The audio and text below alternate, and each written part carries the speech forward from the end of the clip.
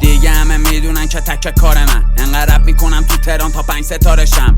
خیلی تو چشم نمیشه همه جا برم. ماشینن آقامم نشدن 100 دراهم من. هر جا میرم اسکورتم 3 تا سگ سیبیل. مگه منم نمیکردی چرا ترسیدی؟ خسته شدم دیگه از این بلا تکلیفی. ته شبونه میرم کانادا پژمان جمشیدی. دیگه همه چشا روی ماه تیم زمینینی انقدر زده روی کره ماهه. نمیرسی به مقبی 2 تا دور کامل شما موادم شاف کنی 3 چبی صبح راهه. یکی نکن منو با این عملیا.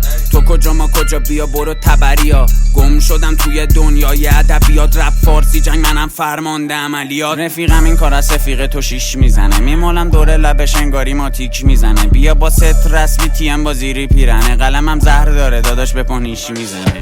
شما هم خوبید ولی دور منه گرچه همتون به چپم خرجش 2-3 دم حبسه. تو مخی من نشو مدلم بچه. لش بودیم ما از زمان گل منه خلصه. فقط میاد به ما هنسان تو خونم پر علف شبیه کشاورزان. دعاهای ننم منو نجاتم داد. اصلا مجوز و بیخیال شو جناب سرمان. فکر کردید رفتنی هم کوله بارو بستم. فکر کنم پس ندیدید اون روی ما رو حتما. مت میکنیم تهرانو با رفیقامون هر شب. نیاز به معرفی نیست این جانبم هشقد.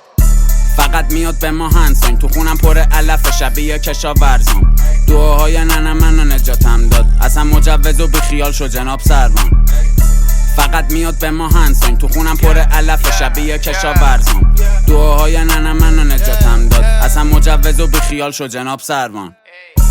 میگه کوکا مال مدینه داشت کد تنکیه.